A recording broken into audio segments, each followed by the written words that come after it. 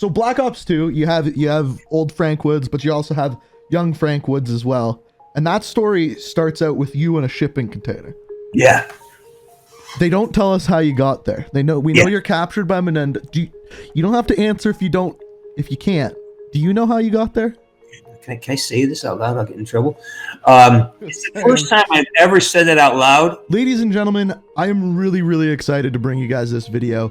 If you didn't know, I actually got to interview the OG Frank Woods, James C. Burns, yesterday and ask him a bunch of questions about being Frank Woods and even about the story. I got to ask him about the ending of Black Ops 1 and how he ended up in the shipping container in Black Ops 2. And I didn't think I was going to get a good answer, but I actually got a pretty good answer. Now, originally, this interview was about an hour long. I cut it down to about 20 minutes, so there is some things that I took out of here. One thing that I took out was the secret kind of ending to Black Ops 4. So if you want to see some future videos with James C. Burns talking about Frank Woods, talking about the story, hit that like button. I got more footage, and he said that he's willing to come on for some more interviews if you guys want to see them. So if you enjoy the video, hit that like button. If you want to see more like this, subscribe, all of that good jazz. But ladies and gentlemen, this is the OG Frank Woods. All right, ladies and gentlemen, we got a special day today. It's one of my favorite characters of all time.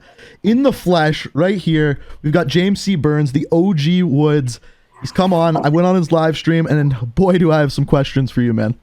And I got some answers. Yeah, we already had a good talk over on his channel. We had a little live stream podcast going on over there. So there'll be a link down in the description of the video if you want to check it out. But yeah, it was a good time. Yeah, man, I am so impressed by your background. I love guys who have multiple skill sets. Not only are you really good at editing and YouTuber, but you're a paramedic. You're an ex-hockey player, which I absolutely love. You know how to talk about mullets with authority. Dude, it's fucking, your skill set is impressive. Far beyond what you do as an editor and YouTuber. You actually can talk about a mullet, and I have to respect your opinions. So I just think that's amazing. Yeah, for those of you who don't know, this man had a beauty of a mullet. I want to start off by, you say I have multiple skill sets, but hockey player, correct me if I'm wrong, singer, yes, actor, and then of course Frank Woods himself. How did you get from all of that to Frank Woods? Oh my God. I was a hockey player, and then by accident I get this Wheaties commercial. Right, you saw it, and that led to, and that ended up with a bunch of other opportunities. But I didn't want to be an actor; it's too hard. There's too what I did in the Wheaties commercial. I never had an acting class. It was just me being a knucklehead. Then all of a sudden, I get an opportunity on a soap, and I had to learn lines, and I just, and I had some really bad advice, some bad coaching, and I crashed and fucking burned. So I put it down for like 20 years. I went to coaching hockey. I mean, if something came along, I did it, but I didn't really pursue acting. But early 40s, I was sick of coaching hockey. Kids had changed. I changed. And I said, well, what else can I do for money? And I did these commercials and made a few bucks. So acting must be easy. So correct me if I'm wrong. Yeah. Before Call of Duty, you were almost all like live action acting, correct? I had done nothing. I didn't even know Call of Duty was existed. All live action. Yeah, I've been on General Hospital for a couple of years. I did a lot of movies, a lot of commercials. A lot of commercials. So then my question is like, you are Frank Woods. Like, even talking to you today, like your inflection, the way you deliver, just normal speaking lines, you are Frank Woods. Yeah. So like, how did that come to be? Like, you were doing acting, and then did you just see a part, or like, did someone reach out to you? Well, it's actually on my channel. There's a whole section how I became Woods. The short story is, I had done a job with a stunt director. I have weapons training. I'm athletic. I have skills. I do these kind of characters. I've been studying the Vietnam War forever. One of my friends growing up was actually a Green Beret. So I got this audition to do basically test the technology that they use in Avatar, like the full performance capture. So it had never been done before. So I go to the audition, and again, this is actually the actual audition I did for Frank Barnes, which is how the character started, is on my channel. And it was a shit show. It was a nightmare. It was like and I had done so many bad, poorly organized student films to get my chops up that I didn't want to do another one. So I do this. It was just a nightmare. They didn't know where the camera. They had no script. The improv, like it's a funny audition. I have a video of it. And then they called to offer me the part, and I'm like, I had a commercial for the Thursday. Then they said, well, listen, we want to book you for tomorrow to do this. And I thought it was stunt work. I didn't want to do stunt work. I want to be an actor, right? So I'm talking to my manager, and I said, he's a hockey player. And I'm like, dude, he goes, well, what's this thing, other thing? I go, well, I guess a video game. It's a stunt work. I don't want to do it. It doesn't pay much. He goes, well, what's the video game? I go, I don't know, Beauty, Duty, it's something about call your mother. And he goes, Call of Duty. Yeah, Call of Duty. He goes, are you fucking stupid? That's the biggest video game. I go, really? Because it ran it like, so I took the gig.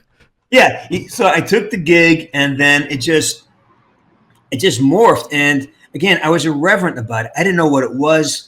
So I would stop and say, wait a minute, this isn't how, this guy wouldn't say it this way. And I kept changing lines and changing it and doing it. And what happened was it got to the point where it started working out. Like the delivery, those things worked out. And then...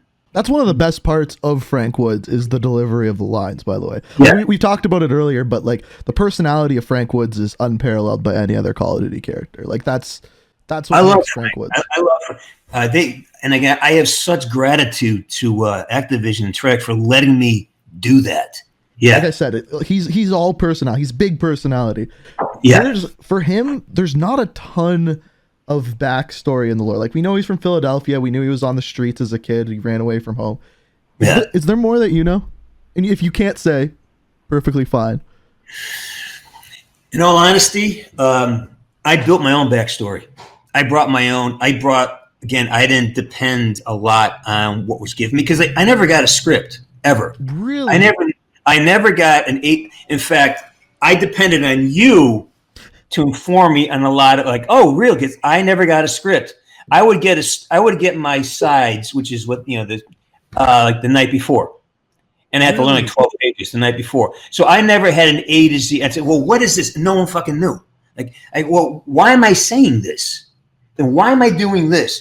And in retrospect, I wish I had more information. Oh, now I see connective tissue, and which is why when I said the thing about Cold War, which got totally misinterpreted. Like, I wish I had a shot at doing it because I have all this connective tissue. Like, I see how things line up. I could bring Black Ops 1 and I could connect to Black Ops 2. And there's so many places to connect tissue because now I have got 11 years of understanding the story. But when we first started, I never got a full script. I had no idea what was going on. I didn't know that. That's new to me.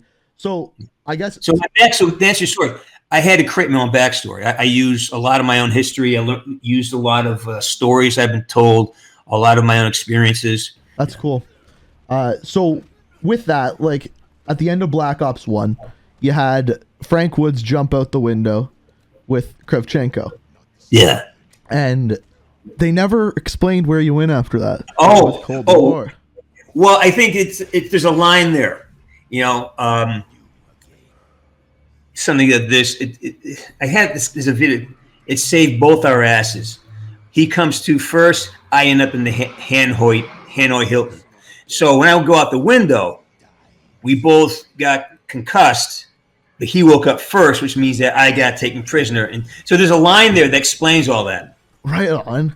So that's awesome. So you were captured after that point. So yes. At some point written into this story that we don't know about at this point, you get free and then you're in Black Ops Cold War.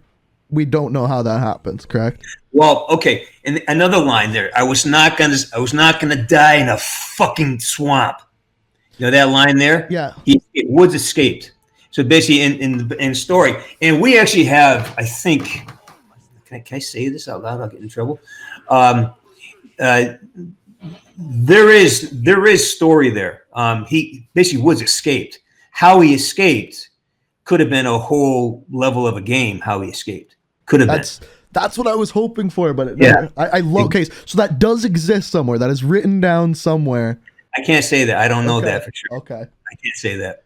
Again, In my head, it is. In my heart, it is. I know exactly what it would look like, but I don't know what's in the vaults at Treyarch at all. That I am not connected to them in any way anymore. So, but I know that I have had conversations about it. by the way, my favorite scene in Call of Duty, any Call of Duty, is Yeah. the "You Can't Kill Me" scene. That is the greatest scene. It's so good, so good. So That was the very first scene I ever shot. no in Black way. Ops. That was day one for me. Day one. Such a good scene, man. Such a good scene. And there's so much drama around that day one. A lot of it I can't reveal, but there's massive drama. I was not the first choice for the role. Really? I was not. I'm there. I exist because a guy named Dave Anthony believed in me, and he fought for me. And thank God for that. So he was my champion the whole way through. I was not the first choice. So finally, and I remember the very first day I was waiting to shoot, and I was kind of like I was okay. What am I going to do here? And I remember making a very specific decision. Well, you know what? I know what I know, and I know what I want to do, and I know either I can conform to what I see in the room, or I can just fucking light it up. And we played hockey, man. When you got a flow going and you get the puck behind the net, and you got some momentum, and you make that first move and you have nothing but ice and you just go for it. Oh yeah. That's what it felt like. And the whole thing, and walked in, don't you fucking touch me. And that was exactly what happened. I walked in, and no one expected it because everything was very kind of calm, and people were kind of very tender because everyone was in awe of the environment. It's that thing at the center. You drop your gloves, right? I just dropped the gloves. You want to fucking go? Well, you can't kill me. It's hockey, man. It's just fucking hockey. I kind of skipped over it actually. Your relationship with Alex Mason. I've said it before with Modern Warfare. It's Price and Soap, and with Black Ops, it's Frank Woods and Alex Mason. So what was like you guys acting together? How was that? I have never been in the same room as Alex Mason. I was wondering. And then, of course, Emerson Brooks, great actor. He's on a show called Last Ship. He was the original Bowman, and he and I just. So the Bowman-Woods relationship is built on, those relationships are all built on what happened in the room. And that's part of the "You Can't Kill Me" scene was with Bowman dying, right? Yeah. And it was and that was Emerson. So Black Ops 2, you have old Frank Woods, but you also have young Frank Woods as well.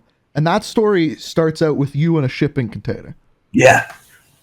They don't tell us how you got there. We know you're captured by Menendez. You don't have to answer if you can't. Do you know how you got there? Well, it's pretty well. Actually, it is explained. We know he's captured by Menendez. Yeah, but we don't know why he was there without Alex, for example. Yeah. So, is there an event that put Frank in harm's way where he ends up being captured again? In my mind, there is, but I don't. Again, I got to be careful what I say because I don't want to create any canon that's not actually there. Yeah. Yeah, and I've done that before. So by accident. So I've got to be careful because there's certain things there were in conversations and in development and questions I've had with people who aren't there anymore. Yeah. So I can't. I don't want to put anybody into a position having to justify it, but. To me, I know why he's in the container. And for me, in my backstory, what it is, there was an event, and Menendez was involved, and there's hints to it in Black Ops 2 and Black Ops 4 as well. Black Ops 4, yeah, there's hints to it, but that I was hoping that would be part of a level. Like how did Woods end up in the box? I was hoping for. How he escaped from Kravchenko. I was hoping for that. I was hoping for how the hell did he? Because at the beginning of Black Ops 2, Woods just isn't just captured; he's beaten. Like he's emaciated. He's in a shipping container, and that's not what you expect to see out of Woods. Well, the question: who are the other people in the shipping container? That's what. Lovely question. That's the question that you would want to research. Who are the people in the shipping with Woods? What is that about? And no one's ever looked at that. And that's a freaking good idea for a video. I'm just it's the first time I've ever said that out loud. But I would look at who else is in who else is in that container, and where did that? And the container's on a boat. Have you ever looked at the shipping markings on the container? Oh, you're giving me a great video idea here. Thank you. See, we're friends. You're hockey. Yeah. So I would suggest look at, are there any markings on the container that may indicate where it came from? And who are the people with Woods in that container? That's an amazing answer. All right, Black Ops 4. This is some of my favorite part. So Black Ops 4, again, don't know if you'll be able to answer this. It's got an amazing story, first of all. It's just not front and center. And we talked about this earlier. Was there supposed to be a campaign that with you in it? Not to my knowledge. Really? Not to my knowledge. Because in that game, to me, it makes so much sense because they have all these backstories for the specialist characters, for you working with Savannah, which we're going to get into in a second. And the whole story is essentially, in my opinion, there to explain Blackout in the Battle Royale. Yeah. And it does a good job. It's kind of like how Black Ops 3 does. They're in a simulation for the multiplayer. This is the archetypes. They're reanimated people, essentially. And I always assumed that the cut campaign for Black Ops 4 was all those cut scenes were taken out of there, but I guess not. What can I say? What can I say about this? There is no, to my understanding, I don't know what's going on in Black Ops 4. When I did some writing on it, I wrote all the specialist HQ stuff, like all those one-liners. I did a lot of videos on those, and I really enjoyed a lot of those, by the way. They were fun, right? I'm really upset. And what's interesting is that there's a lot of answers buried in that. Oh, yeah. There's each of those. I have a whole series where I go through each character. Like, I love Firebreak's story. I think that's awesome how it ties into everything. They're all really well done. And that's why I thought there was going to be a campaign with them, is because of how good those were. Yeah, I see. If I say something, it's not because I know it, but my guess is that they're trying to fabricate some type of. My guess is I don't know this for canon for sure, but my guess is they wanted to do a campaign, but it just didn't. They just either for some reason they couldn't bring it together in that way, or they decided we need to shift because Fortnite and PUBG were going so strong. Oh yeah. I think my guess is they felt business-wise they need to get into that. They get into the Battle Royale format because it's doing so well. So that's my guess. I don't know that for sure, so don't quote me on that. All right, and I gotta ask. People would be mad if I didn't ask. Yeah. In Black Ops 4, you're sleeping with Savannah Mason. Ooh, she's hot. It's your best friend's granddaughter. So we're all proud of you. We're all proud of you. Oh, come on. Now you're just feeling sorry for yourself. Out here, they get another shot. A fair chance. That's why I love you, sweetheart. You make no fucking sense. So here's where it gets interesting because, again, I am not privy to the whole story ever. Clearly. Even in Black Ops 2, I didn't know the whole freaking story because it's done. It's done in departments. One group is doing one level. It's so I've never seen a whole script ever of it. I have to ask questions. When I was writing for it, I sat down with Dave, and he would give me in the morning. He would send me a writing request. We're doing Firebreak today, and and I have a list of things, and he gave me like temp lines. And make it fun, you know. And then he goes, if he can include some. By the way, Firebreak, one of the darkest stories for a Oh, character. Holy hell! Oh yeah, it's like so good, but yeah, it's such a interesting. There's so many darkness is fun, and so Savannah, we get to Savannah. Yeah. I don't know what the fuck is going on there. I just don't know.